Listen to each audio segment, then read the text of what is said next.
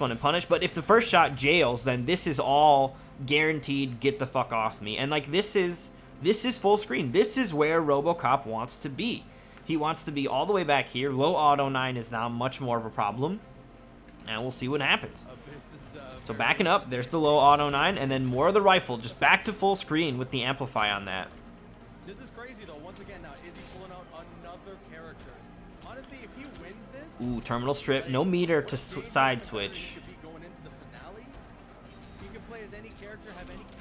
Oh, this is going to potentially be enough, and he goes for the mid there. Nicely done. So what happens here when you catch somebody with the flamethrower is that the flamethrower basically introduces a mix-up right here. You're plus enough right here to that you can either go for the command grab, which we had seen him use a little bit earlier. You can go for a normal throw, I believe, as well. Although the command grab, I mean, it's like, if you're going to go for that, why wouldn't you go for the command grab, right? And then, of course, you can go for a mid. So Abyss thinks it's going to be the mid, and or the throw, and it's not. It's just Izzy coming through with the mid. So Izzy is able to secure round 1 very cleanly there. Yo, what's going on, Crispy? Nice block on the sickle port. No punish, though. That move is punishable, but it's very tight, the punish on it. It's only like -8 or 9. So, and in fact, if it's -8, then you need to have, I believe, a 7-frame jab in order to do so, and I don't think RoboCop has that. I believe RoboCop has an 8-frame jab, so he's one of the characters that will struggle to deal with that. This is funny. We were talking about characters that need nerfs and buffs. Ooh, tried for the command grab there. You saw it coming out, but Abyss now forcing his pressure here in the corner. Now that's going to launch. Ooh, actually doesn't get the pickup there. That does launch, though. So if Abyss would have caught this, this actually would have been huge damage. This right here is a big, and because he's not going, he's only doing forward 2-2. Abyss has actually told me about this before too, that just doing forward 2-2 into slide means that he doesn't actually get any gravity introduced until they're launched here. An unfortunate drop, though, from Abyss. He gets the redemption damage with a throw here real quick. And now just trying to chip out, and he's going to do it. Like, he fully chipped out. So here's another example, too, of that defensive meter at play. Is he spends a bar to get out of it, to try to wake-up attack, but RoboCop's wake-up attacks are not great, so they don't end up hitting. And now he's got no life left.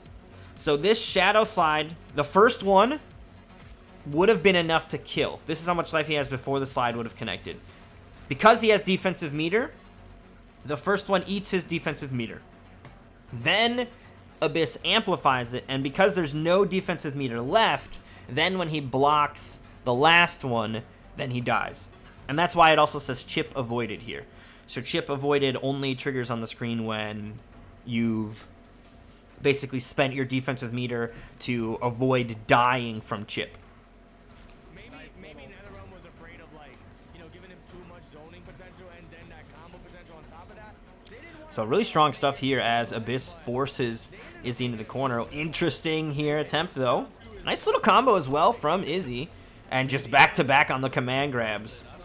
I think that is one of the powers of RoboCop, is that he can be somewhat of a threat in the mix-up territory, but I don't think that's what the character is designed to do. He's designed to do zoning, the low auto rifle, the rifle, and yeah, somebody's asking in the chat, is one of the best in the game? Yeah, that is, I think, some of the best pushback in the game, definitely.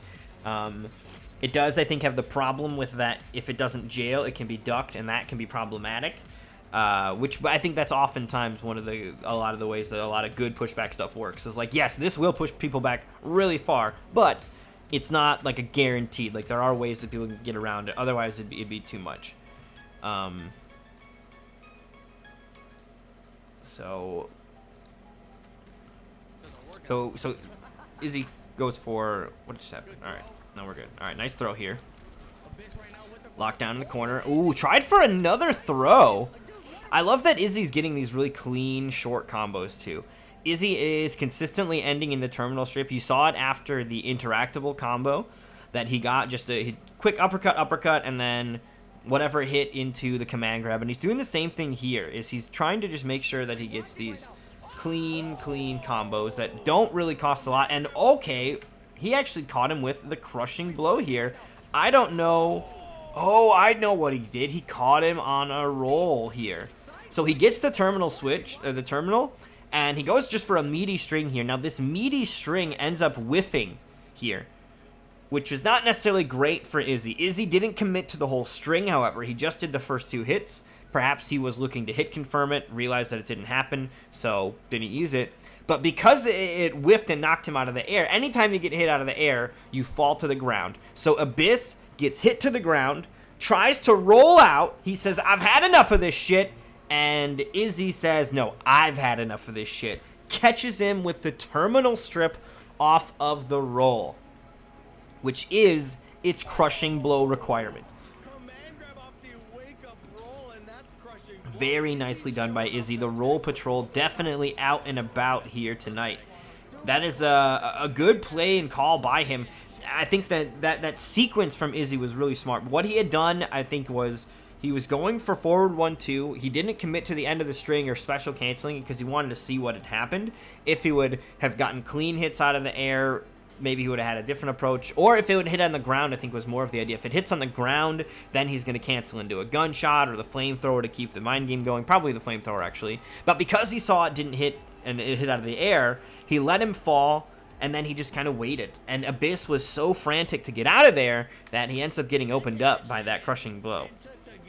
So really strong dominance there by Izzy with that corner pressure.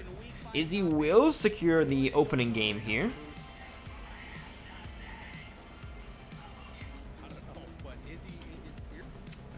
And we're going to move into game 2. Now, I don't believe that Abyss is going to be making any switches in character. I know Abyss to be primarily a Noob Saibot player, so I would suspect to continue to see Noob Saibot through and through on this one.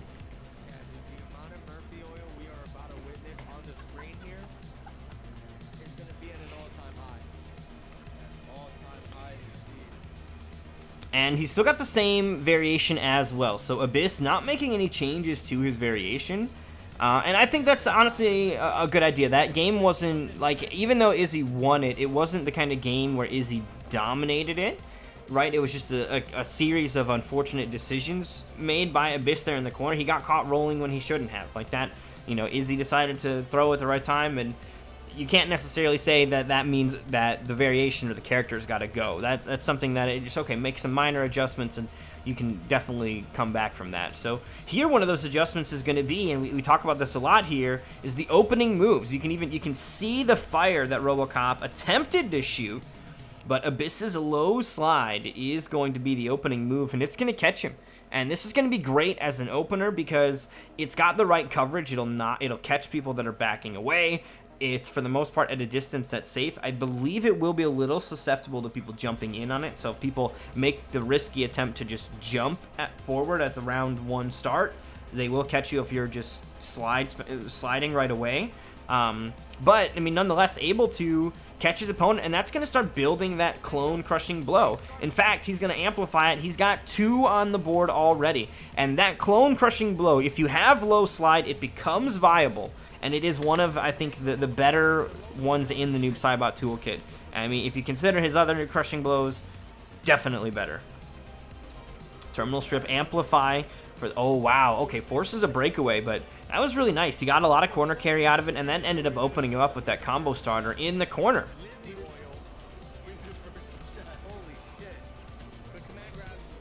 Wow, look at this pressure from Izzy as well.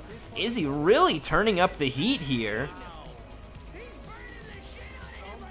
Tried to chip him out. No defensive meter left now. I mean, it's basically any touch will do, and there it is. The down 4 from Izzy. But that was an incredibly powerful round. He was really able to dictate the space control and everything. Like, he was standing at all the right spots, calling him out, and then able to really dictate the Oki situations as well. So there we saw the first shot of it whiff. Here, if you watch the rifle, I believe that Abyss was even... Oh, no, he was recovering from a down 3. But that first bullet whiffs. The second 2, though, guaranteed because they're mids, and sends Abyss back to full screen. Lots of gunshots. Oh, big uppercut. No way. No way. I am stunned. I am stunned. I might have to pick Noob back up faster than I thought. This has got to be so incredibly difficult to do. I wonder if it only works with back one. Noob Saibot's uppercut is a good uppercut, but one of the problems that I've always had with it is that as an anti-air, it is very... I thought it was impossible to combo off of.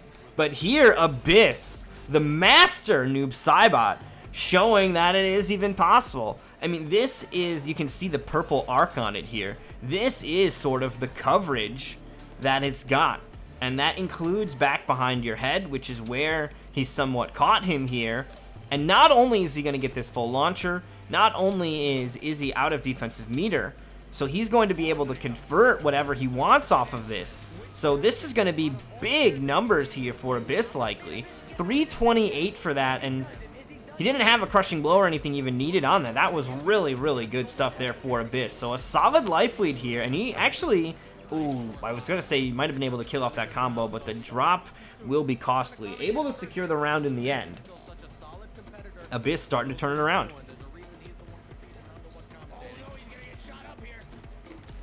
Right to the zoning. Immediately, that's what Izzy's game plan is. The thing is, though, is Izzy doesn't have anywhere left to run, right? Izzy doesn't have any screen behind him, so he does need to get to the other side of the screen so that he can start backing away. Even, I think in some instances, what had just happened here, so Izzy's cornered. At this point, Abyss has kind of got really close to him. So Izzy's like, okay, if it's going to come to up close and personal, Izzy starts to push himself into a little bit more of the mid screen. And what this does is by pushing away from the corner somewhat, now he's given himself room to play the spacing game a little more. Now he can back up, now he can whiff punish, and that's exactly what he does. Now he's got the full screen game that RoboCop covets, and he doesn't have to worry about what's happening behind him because there's no the corner. He's got a little space now, so that little bit of aggression you saw every single time he was swinging too, he was using that advancing string of RoboCops, that mid, it ends in an overhead. He didn't actually swing the overhead, but he was throwing that out there because it has a lot of this forward movement to it, just trying to give himself as much space as possible to then back up and utilize that space for zoning. More gunshots now that he's got the room to do so. Well, finds himself right back in the corner eventually. Ooh. Interesting. Interrupts the amplified sickle slide there, or the sickle port. And just more gunshots, right? Guns on guns on guns. Izzy does not want to let Abyss in. Noob Saibot can hit for tons of damage once he gets in. It's round 3, so he's going to have to start worrying about the clone crushing blow, but what a confirm by Abyss. Just catches the hit, and that's exactly what you do. If it's this late in the game, you just do your string into raw fatal blow, and it will kill. Look at the numbers here as well. 41% in the damage department there. That is huge damage that Abyss is able to cash out on as well. So really, really nice stuff there for Abyss, and that's one of the risks. I mean, granted, it would have happened the other way as well. If Izzy would have caught any kind of touch, it would have been random string into fatal blow. That is exactly what the approach would have been. So not shocked at all that that's exactly what Abyss did, and that's what he does to tie things up as well. So moving into game 3, I am curious if Izzy is going to stick it out with RoboCop. I'm not sure if you guys can hear Caboose and Destroyer, but they have been talking about RoboCop being this, he wasn't playing him before apparently. So we'll see if Izzy makes a character swap here. He of course has the option.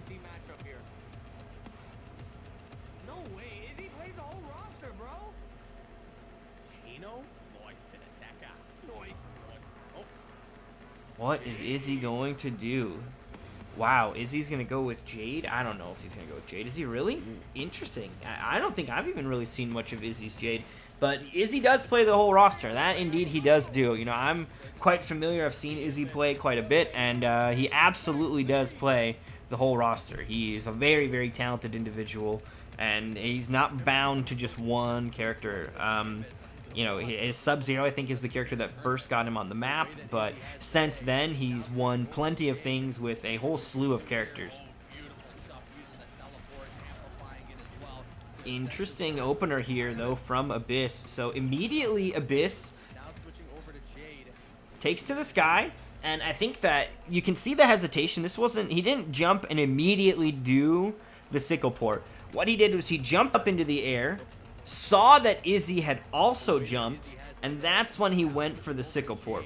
And because of the way that sickle port ends up working, he actually gets around that. And this is another instance of being able to combo off of the uppercut here as well.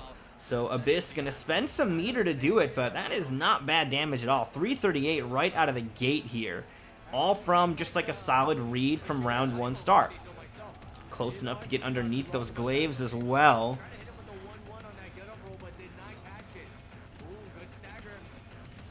The purple not really coming into too much of effect here, it looks like. Ooh, what the fuck was that? I mean, geez, I don't have the X-Files music on this scene, but geez, that feels fitting for it. I mean, this is a big risk by Abyss. Now, Abyss is willing to take a risk like this because he's got all of this up here, right? He's got all of this health bar intact. Izzy's missing all of this health bar, so he's willing to eat an uppercut crushing blow right now, which is what Izzy rightfully goes for, but I don't even understand. I mean, you know, Death to Jade, I'm part of that movement, and I'm a noob Saiba player, so I see nothing wrong here, but man, that is rough. He pops out from here, perfectly lands on the other side, doesn't get whiff punished. I think that would have been the cherry on top to a bad day, but, I mean, still Abyss able to take quite a hefty life lead right now. Backing away. Izzy has so much life to make up for, though, even with the glow. You see Abyss even teabagging a little bit. Like, I'm not going to come in. I'm not going to do anything, to be honest. Why would I? And again, that's the move that he used at the start of the round. Jump up in the air and get underneath the air glaives. The air glaives are one of those more annoying tools in Jade's arsenal, particularly when she's glowing. Like, not only can you not shoot her, but she has one of the more powerful zoning tools because of the arc that it covers, right? That first one covers that whole area that you want to get into approach, which is right here. And then the second one, if you're not there, follows you. It ends up tracking and catching you wherever you're at. So it's very difficult to get around, but Abyss has found the right trajectory to get around those glaives. And the same way that he did at the start of the round, he will catch him yet again for the kill this time. So starting and ending the round in the same fashion here. Low slide just out of range. As soon as the glow comes up, though, the slide range and stuff, none of that's going to matter, right? Glow does nullify the clones, so I don't think that the clones and some of that zoning is going to be part of this. Look at this challenge here from Abyss. Abyss clearly well-versed in the Jade matchup. You see Izzy going here, swinging the staff, and there is an opening here. This is something I didn't know. I'm going to have to include this in the arsenal. I knew that, or it felt like there always was a big gap here, but if you look at the spacing, for most characters, your jab, your fast or normals that are going to be quick enough to interrupt this are not going to be far enough. Noob Saibot is an exception. His forward to 9 frames, very far, he's actually able to interrupt this. And it's the corner, so he gets a launcher. That is 36% for some keen matchup knowledge. Big launcher here from... Oh, wow. Big launcher and crushing blow. But the glow up going to cost him. No meter to really turn that into anything too deadly. But Izzy's got quite the life lead to make up for here. Backing away.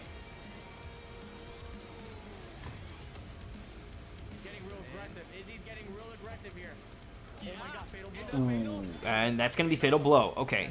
I don't think this is going to kill here. So Abyss is still alive and still on the brink of claiming this game. Izzy does need to turn this around. This is a lot of damage, though, and it's the life lead. He's going to be able to glow up now. Now, Fatal Blow beats Glow, so smart of him to wait for the Fatal Blow to come out. There's that Delia's Dance. What a duck from Izzy. That was huge. I don't know why Izzy spent the Crushing Blow. He may be revealing himself as a easy Crushing Blow degenerate. I hope that's not the case, but this right here, Delia's Dance, very, very strong move. You see a lot of Jade players really starting to include that in the arsenal. And this part right here, the Amplify, this is good pushback that move has. And it's like -8. So this pushback, even with, you know, his fast advancing Shadow forward 2, whatever, not going to be enough to deal with this. So able to successfully kind of deal with this. So Abyss knows that it's not punishable. He can't punish it. So Abyss comes in, and his attempt is, he's like, okay, well, you still are losing your turn, right? You're still going to give up your turn and have to block what I have to do. So if you're going to block what I have to do, I'm going to throw you. But man, Izzy, the lasagna, it's so deep. A second, or what is this, a fourth layer? This is another just added extra layer that Izzy knows that you know that he should be blocking because he's given up his turn. So he's not going to block because you're going to throw him because he should be like, it's fucking ridiculous. So Izzy makes the hard call out here, and he risked his life on this. Had Abyss come up with a mid with just a low slide, back one, a low, anything, that could have been huge and cost him the game. But he ducks underneath the throw attempt, and he's got an uppercut waiting. Tragically, he spends his uppercut Crushing Blow. I don't really know why, but that is going to cost him. We'll see if it ends up coming up again, right? If he blocks another teleport, that'll be a heartbreaker. But, you know, it could be possible that the uppercut Crushing Blow opportunity doesn't show up again. And there it is, that interruption yet again from Abyss. You see him trying to swing with this Wiggle Sticks. I mean, and he spent an ability slot on this. Right? Like, this is not just one of the Jade moves. This is a move that he actively selected, that he wants in the arsenal, so of course he's going to be trying to use it. And Abyss knows that he can deal with and interrupt this, and he's going to do just that yet again, immediately interrupting this, and it's going to cost him 24.5% and 2 more clones on the board here for Abyss's Crushing Blow. I haven't been keeping track, if I'm honest, but there very well could be a clone Crushing Blow in the near future here. Dude, that is the 3rd fucking time that Abyss has done this. It feels like Abyss just knows how to deal with Jade. As a noob player, Jade can be a really tough matchup, so Abyss's dedication to finding answers in that matchup clearly paying off, because this is the 3rd time now that he has successfully gotten underneath the air glaive to get the launcher.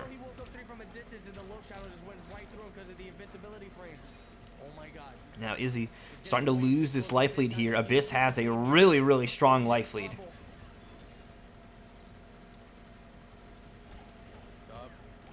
Ooh, tried to flawless block that, or tried to challenge it. Maybe he was expecting Delia's Dance or something. He's going to get caught. Well, I saw counter hit, so it must have been a challenge.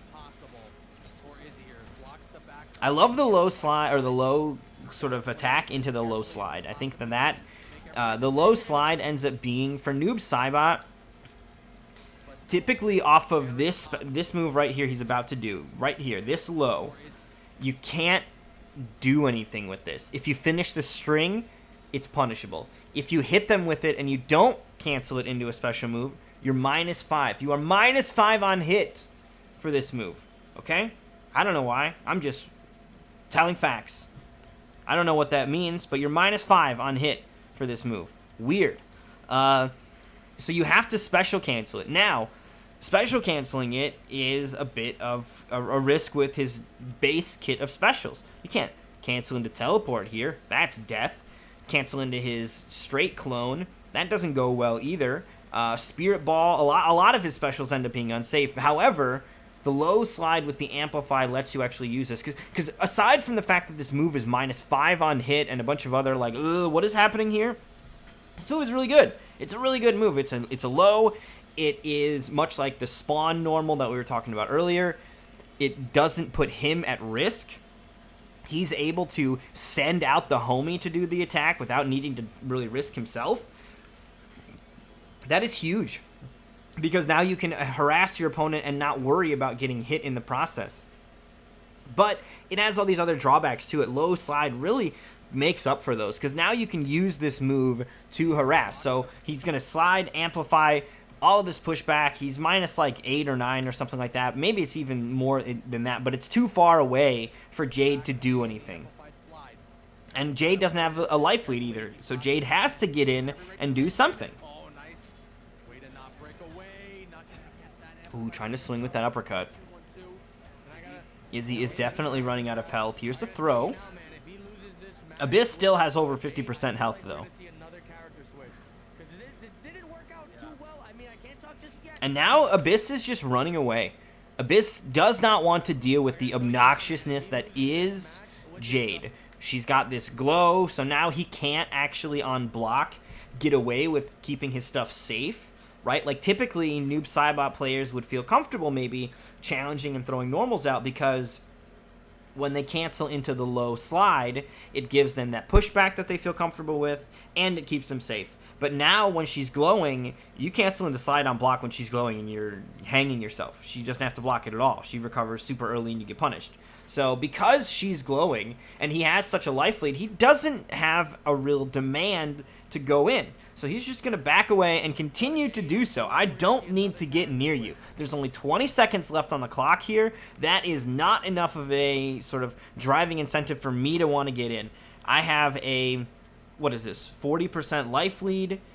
Like, I totally agree. And at this point, he's at the range where even Nitro Kick isn't going to go far enough. And he's not even going to try to whiff punish it. Not worth the risk. Does not want to get clipped by some crazy KB. That being said, uppercut crushing blow is gone. Fatal blow is gone. The throw crushing blow is gone. Like, Izzy has really dug through a lot of his resources here so far. Dude, that's the fourth or fifth time that he has gotten away with getting underneath those glaives. But there's not enough time left on the clock here. Like, look at the clock. Even with this opening, is he going to be able to do enough? I like the attempt, but, I mean, this is the lasagna. It's too thick. It's too thick. The carbs are going to be off the charts. You see him realize that, okay, I've got this hit here. I can't kill him. I can't kill him. So what do I have to do to win right now? What is the win condition? I got to get the life lead. That's the win condition. He just got to get him past this point. So he's only got to get him to about right here. So he does this whole thing. He doesn't have a lot of more damage that he needs to do. He doesn't. Okay? And the idea would be, if I throw you, it won't kill you, but it'll do enough. That would be one idea. So it's just enough for Izzy to be able to kill him if he throws him.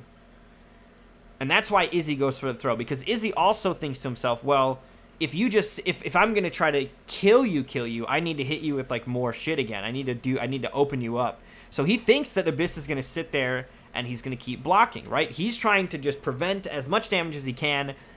All that damage that is gonna be happening is going to be through chip, likely if he just sits there and blocks, right? And Jade doesn't have a mix-up per se, or it's a slower mix-up, and it's a risky mix-up. If he blocks the mix-up, it's over.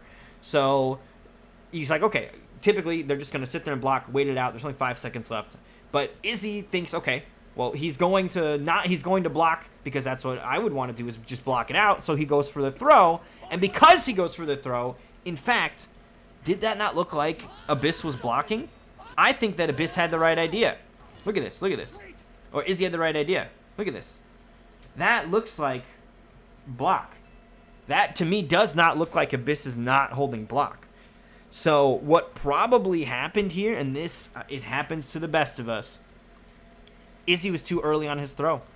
If you try to throw somebody while they're in hit stun, you technically can't throw them. You need to wait until they would be able to block to then throw them. So Izzy just barely mistimes this throw, it looks like, and that allows Abyss to just punish and take the game.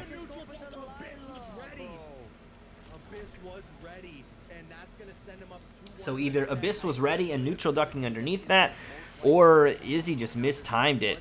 Either way, though, it was a really, really crucial situation there, right down to the wire. 5 seconds left on the clock, and a decision had to be made. Abyss does take the lead off of that one here, though, so now he is going to start to potentially pull away from this one. We'll see how it goes.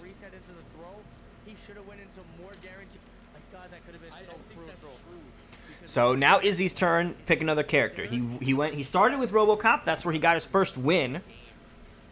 And then he went with Jade. Jade did not work out, so we'll see what the character pick is here, where he's going to be making his final stand. And it looks like Jackie, perhaps? I wouldn't be surprised. Izzy's Jackie is really strong, and the character is strong. So it's like you take a player that is as talented as Izzy, and you couple that with a character that is as powerful in the right hands as Jackie, and you've got some sort of just super character that can be really, really difficult to deal with.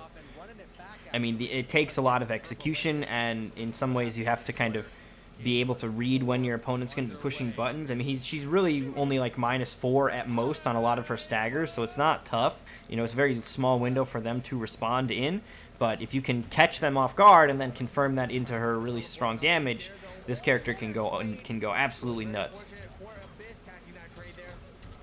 All right, nice little launcher here from Abyss. I like that he gets the clean pickup as well. 300 damage for that is not bad. And when you're talking about Jackie health, it's even better, to be honest, right? She doesn't have as much health. There's another grip of damage. And Abyss already off to a really strong life lead. And that's only after, like, 2 big touches here. So this is the start of the round. Nothing's really happened here. Low slide. One just random low slide, and then there's the breakaway, and then these are the combos that he actually gets to finish. So finishes 1 for 300, and then a little bit after, he's going to be able to successfully connect with another one for another 245, and that's already just a huge life lead here for him. Man, of course, Izzy gets in, though, and is able to start stacking his own life lead, or his own damage. Big damage, too. That fire underneath while you're burning. I mean, essentially, Izzy could maybe turn this around with the right combo into Fatal Blow, particularly with a Crushing Blow. Yes, she only has 950 health, Claymation. Her, Sonya, and Cassie, those 3 characters have 950, so it's like if you do 500 damage, you're technically doing a little more than 50%. And the invert for, like, Kotal Khan, you're not doing quite 50% because he has 1100 health, for example. Leaping all over the place. There's that plasma on the ground as well. The Crushing Blow from Izzy. So Izzy sticking to a lot of movement in this round, it seems like. You know, he's leaping all over the place, trying to put himself in positions where it's hard for Abyss to know what exactly he's going to be doing next. And then, you know, I'm all of a sudden at full screen. Why would I want to be there? Now I'm dash punching in. Now I'm jumping in and I'm up close. Like, all over the place on the screen is what Izzy's doing, and it's working out. He's got a solid life lead, and he'll even take the round off of that air plasma. So tying things up, looking to bring us to a game 5 here if Izzy can secure this next round. Ooh, leap a little bit too far away. And there's that risk, right? You swing at Jackie, but her mids are so good. He's swinging with these lows. That was a low poke into slide. The poke gets blocked, but she's so quick. This is a 9-frame mid, and it eats so much stuff. And unfortunately, Izzy looks like mistimed it. But, I mean, maybe that's part of the plight of playing multiple characters. Here he does get the combo afterward, though. So the redemption combo still comes through. And look at this. 2 bars, 400 damage. That's so much. That's so good. And a lot of that unbreakable. Right, you couldn't break until around the 300 mark.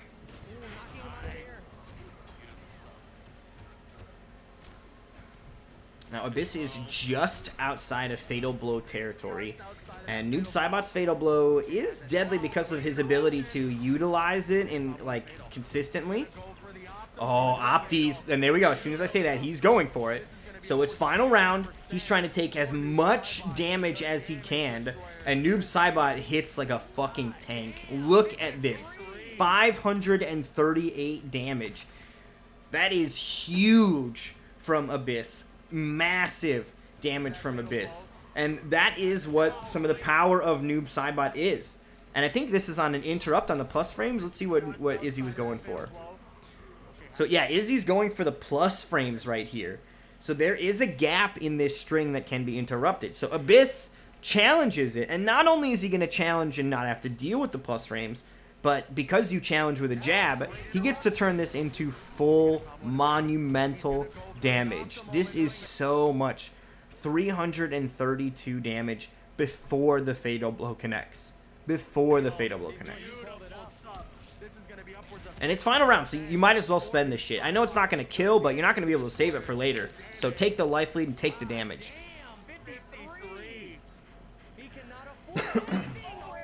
Nice call out. Izzy tries to leap off of the interactable there and ends up getting sniped. And now he's in dire situation here. Nice duck from Abyss. Abyss able to make it underneath the throw attempt. Here we see Izzy just trying to find any kind of offense. You even see there, so this leap right here, what happens is he gets sniped. So the next leap that Izzy does, which is not an interactable, this one he just does, he cancels it early. He's trying to bait Abyss into thinking that he's going to be leaping in again so he can throw another shadow kick. And what this does is makes Abyss think, oh, okay, every leap is not a real leap, so I need to be careful with just throwing out random shadow strikes or up kicks. And that allows Izzy to leap in on the next one because he's got Abyss questioning, oh, is he leaping in for real or not? As soon as Izzy jumps in, though, he goes for a stagger right into a throw, and Abyss is ready. The quick little micro duck there underneath it, and that is the kill. Abyss takes it. Brutality to boot.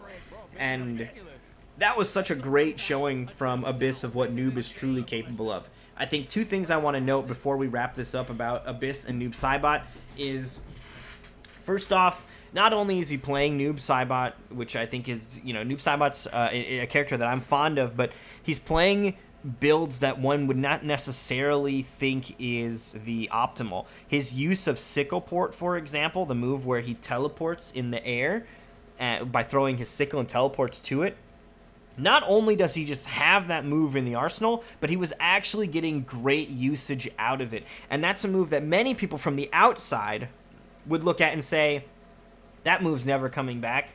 I'm not sure. I think it was somebody even prominent that was like, pour one out for Sickle Port. No one's ever going to use that again. And here we have Abyss doing it. No sickle snag. He was utilizing the teleport combo extender instead, and I think it's that interesting approach to the build and stuff is what makes Abyss so strong. And that dedication to Noob, he's been playing the character for a while. You can even see on the character select screen, he's got a couple of different Noob Saibot builds he wanted to run with, and really effective usage of the tools at hand to get the job done. So big shout outs to Abyss, really making Noob Saibot shine. He's hitting the optimals, he's making the variation system look like it's working in Noob Saibot's favor. Really happy to see it. And that's going to do it here for this little bit of match analysis here in Champions of the Realm. Make sure, if you guys liked what you see from Champions of the Realm, that you guys are tuning in and watching Champions of the Realm. Happens on Wednesdays and Thursdays, and it's a PlayStation event. So if you've got a PlayStation and an Ethernet cable, you are more than welcome to get signed up. There should be links in the description for that as well, so you guys can get all signed up for the event that Destroyer and Caboose run. And big shout outs to Destroyer for allowing me to take a look at this footage. I really appreciate that opportunity to just kind of dive in here and analyze this extremely high caliber play here from these players. So big thanks to them. Make sure you check them out and start getting involved in that series, and we will be back with another episode of match analysis here in just a bit. Hang tight.